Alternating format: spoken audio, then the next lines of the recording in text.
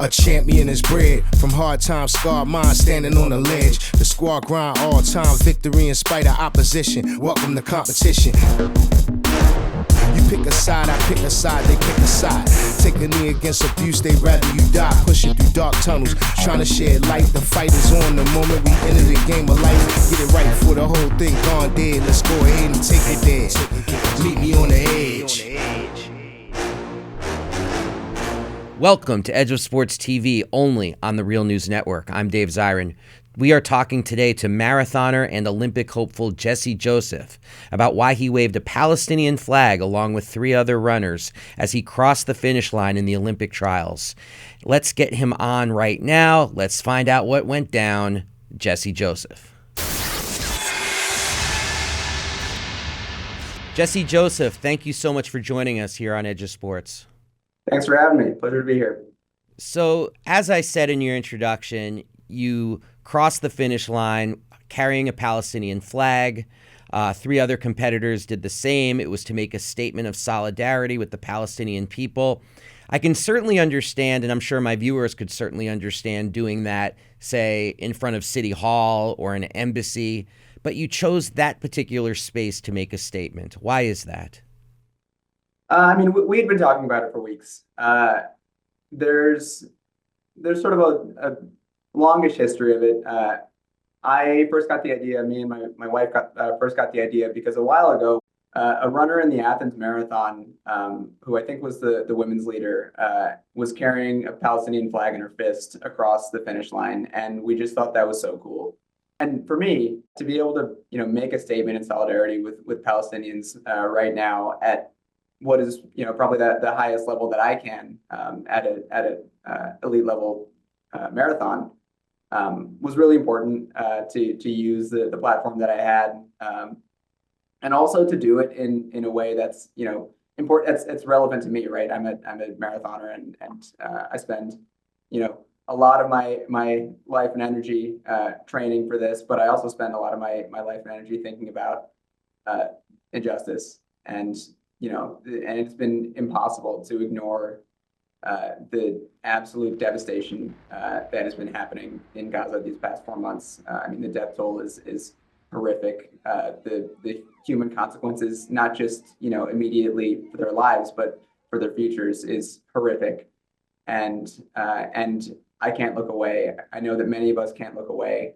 And for me and for Aiden, Julian, and Nadir, we felt that we had to do something and call attention as we could, use our platform. Yeah, you remind me of something that John Carlos, the 1968 Olympian, once said to me, where he said, if I wasn't an Olympian, I just would have raised my fist in front of the Apollo Theater instead of the 68 Olympics. It was just where I happened to be. So many top flight athletes like yourself, by the necessity of competition and training, do live life with political blinders on. How did you come to this issue?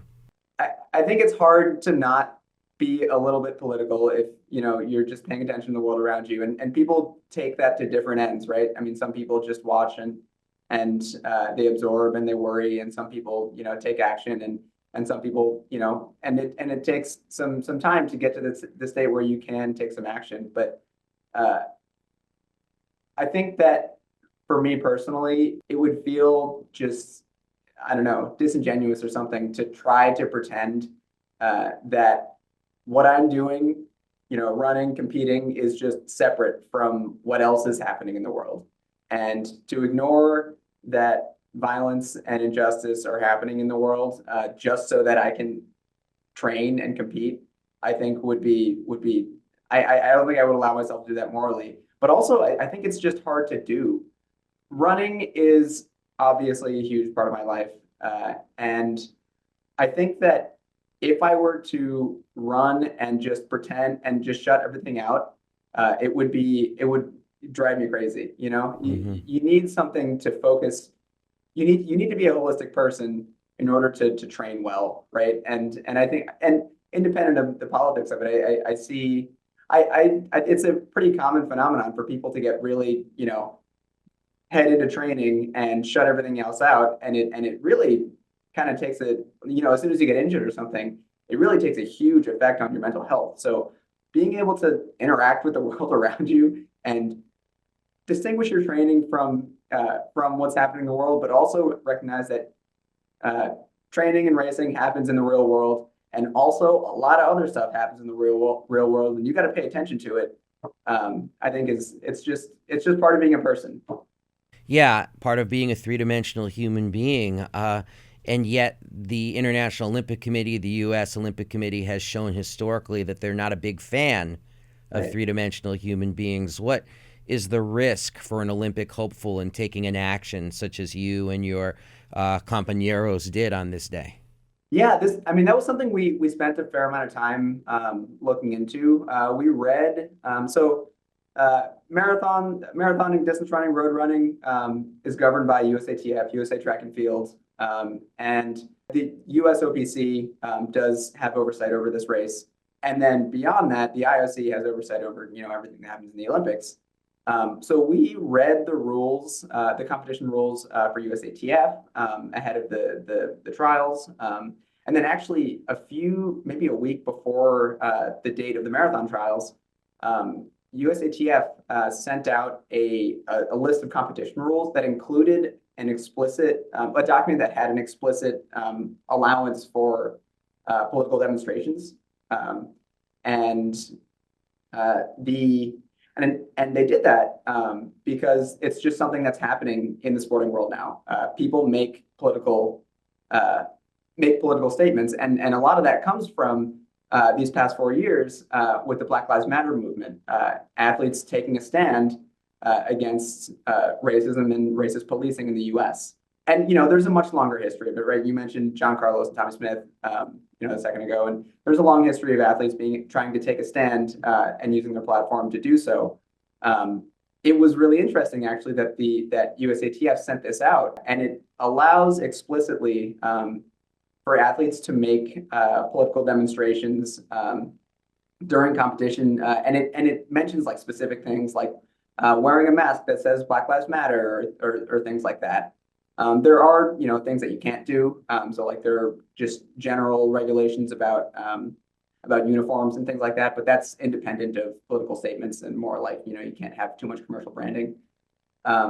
And so the challenge, really, the danger is that this issue, that Palestinian human rights and the invasion of Gaza, is just a political hot button that people get suffer consequences for supporting all the time. I mean, a lot of people have lost their jobs because they've taken a vocal stand and said that what is happening in Gaza is a human historical tragedy. And to say that opens you up to a lot of just political, stuff. It opens you up to a lot of targeting, and that's really frustrating because this is a really obviously horrible thing that's happening, and anybody with eyes can see that the destruction of Gaza is so far beyond a crime that to try to silence the voices that acknowledge that is horrifying. What we did is explicitly allowed, as far as we could tell, by USATF. And actually, we picked these stick flags because the top contenders a lot of times will grab an American flag stick flag as they run to the finish towards the end. So we were like, we know the stick flag thing is technically okay. We know that we can make a statement. This is how we're going to do it. And it was just a really great thing that also there were activists on the ground who were in the crowd holding Palestinian flags, making a big show, and I think all that coming together was really great. There are definitely challenges moving forward, especially like I didn't qualify for the Olympics, but for the IOC is a lot more strict about the ability for athletes to make political statements. And actually, so back to USATF, Max Siegel, who's the CEO of USA Track and Field, did make a statement a little while ago that said that they encourage USATF, or encourages or at least supports athletes' ability to make political statements. The IOC is a totally different can of worms. So probably know what IOC Rule 50 is the rule that was instated after Tommy Smith and John Carlos did the Black Power salute on the podium in 1968. IOC Rule 50 passes like in the 1970s or something, and it basically says that you can't do politics if you're competing. Athletes have to just be athletes. They have to shut up and compete, and nowhere can you bring in any political statements. The Tokyo Olympics, they did really, I don't know if it was like a change in the rules or at least like a clarification. They put out some stuff that said no politics on the podium or in competition or in the Olympic Village, but you can do like during interactions with press, you can make political statements and stuff like that. So I think that's the terrain that is safe, but you can always take risks because it's trying to play by the rules that the IOC has put forward. I think sort of concedes the idea that athletes can just be athletes and all they are is a extremely capable body and there's no mind in there that can recognize that injustice is happening. Yeah, and it's difficult to imagine we won't see similar expressions to yours at the Paris Olympics. Absolutely, and I really hope so. And I hope that I wasn't a top contender for the Olympic marathon trials, and regardless, I really hope that what we did allows, just encourages other athletes, especially track and field athletes, to take a stand and stand up and say that we support Gaza, we support Palestinians, and to not be afraid of repression, such that they'll basically silence themselves. And that was the goal, really, is to encourage other people to be able to do the same thing. And we're seeing it all around the world, athletes in different sports taking stands. Is fear the greatest obstacle to seeing more athletes speak out at this point? Is it insecurity? Is it the blinders issue of having to focus on the Olympics? What do you think is the block to seeing masses of athletes speaking out for Palestine right now? I think it's a combination of fear and the blinders thing. I mean, a lot of people do want to avoid politics, and that's I mean, you can't force people to pretend to care about the world around them. They have to come to that conclusion themselves. But a lot of people do. A lot of athletes do. I can think of a number of track and field athletes who I know care about this issue, and some of them are outspoken about it, and on social media. But to make a stand when there is a possibility that you might be punished for it or DQ'd or something is really hard, and I totally understand that. But to allow that to silence you and us and our voices, I think would be a huge loss.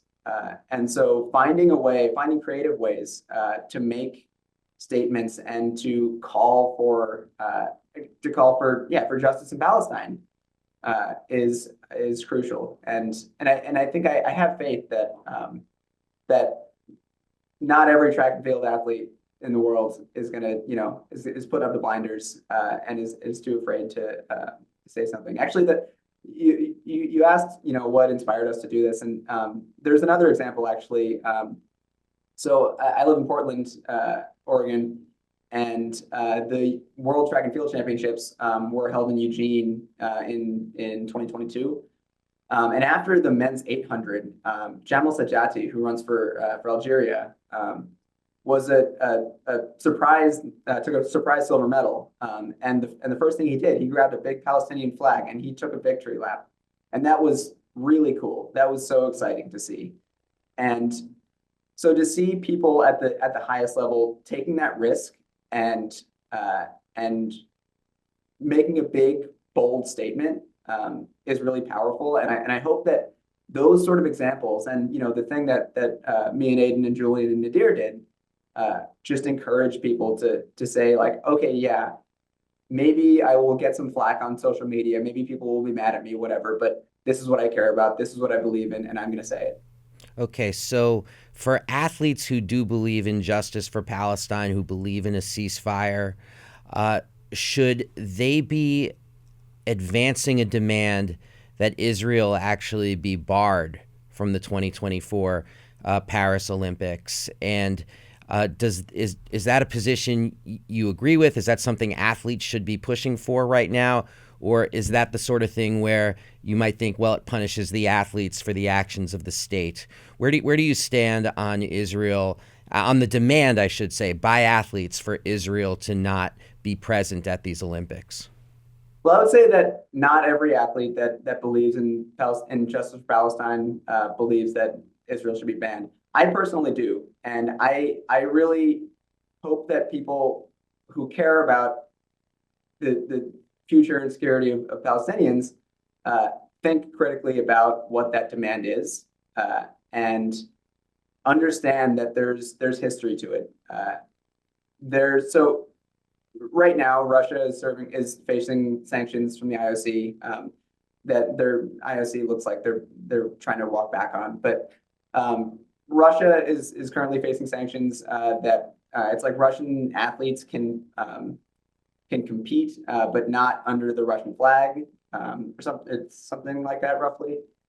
And that that's one example. But the example to point to is the 30 or so years that South Africa was banned from the Olympics, as as a consequence of the apartheid regime, and that's a really important piece of history to understand because so much of the global movement for Palestinian justice draws from the tactics and the politics of the South African anti-apartheid movement, the global movement against apartheid in South Africa. And a big part of that was sports and cultural boycotts. So one of the ways that countries that do really obvious human rights abuses sort of launder their reputation in the international sphere is by participating in international events and sports and things like that. And so this idea that this country, that South Africa, which had a brutally racist apartheid government, could participate in all sorts of international forums, including the Olympics and athletics, while their teams were literally apartheid teams, right? It was the Afrikaners who were going to compete, and not the Black South Africans. The idea that they could compete alongside the rest of the world, and that would be normal, sort of normalizes the idea that apartheid is fine, and so there's a direct relationship there where many human rights organizations have found that the system of occupation and the military governance of the West Bank and Gaza do constitute apartheid, and therefore the tactics and the demands of the anti-apartheid movement against South Africa do make sense in the Palestinian context. And so a useful example of that would be like, yeah, South African sports were run along the lines of apartheid, right? Well, Israeli sports are also run along the lines of apartheid. There's a number of sporting targets in the BDS movement. I can talk about BDS later, but one of them is a call for FIFA to ban the IFA, the Israel Football Association, because the IFA includes a bunch of teams from the settlements, and the illegal settlements, which are basically like, they're soccer teams that are Jewish-only soccer teams that represent settlements in illegally occupied Palestinian land in the West Bank. And for FIFA to accept the IFA as a member body is really, to acknowledge that these teams in the entire world recognizes are illegal settlements, to recognize that, to consider those as, reasonable participants in a league is abhorrent. And therefore, the call to ban Israel is a call to ban the apartheid, right? The apartheid sporting organizations. I would, you've been so generous with your time. I have one more question, but before we get to it, I think you just made a real important point that I want to put a magnifying glass on, because when we talk about sports washing in athletic circles, usually what we mean is an authoritarian country using sports as hosting a sporting event as a way to cover up domestic crimes, or domestic or crushing domestic dissent. I mean, there are a lot of ways sports washing operates, but this is sports washing too if Israel gets to compete, because it normalizes what's happening right now in Gaza as if it's being welcomed into the community of nations when it should be a pariah, given the crimes on display. And one other point is that the IOC has in its bylaws that if you are occupying the athletic facilities of another country, that is cause for you to be banned from the Olympics. And when you look at the way that stadiums in Gaza have been turned into internment camps, I mean, by the IOC's own letter of the law, Israel should not be allowed in the Olympics. Absolutely. I mean, and that's one example. There are a lot of examples. In general, its governance over the West Bank and Gaza, over Palestinians, over Palestine, prevent people from training and competing. There was an example where, like 2016 or something, the captain of the Palestinian Olympic soccer team couldn't travel to Brazil because he couldn't leave Gaza. The head coach of the Palestinian Olympic soccer team killed sometime in the last 4 months. All of these things should constitute gross violations of the Olympic spirit, the Olympic credo, whatever. And to allow that into the Olympics would be a travesty. Jesse Joseph, this has been so incredibly helpful. I just wanted to give you the last word. Is there anything else you want to add about your experience, about your political journey that you want our listeners to know?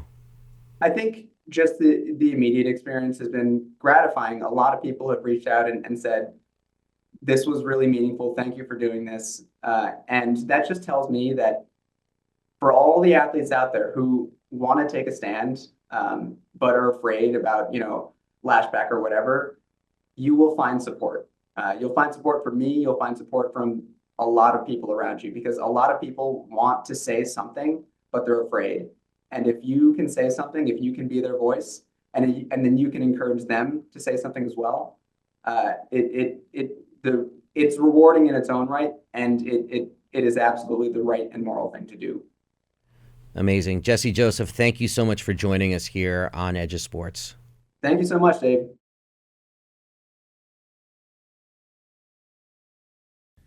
Thank you so much for watching the Real News Network, where we lift up the voices, stories, and struggles that you care about most. And we need your help to keep doing this work. So please tap your screen now, subscribe, and donate to the Real News Network. Solidarity forever.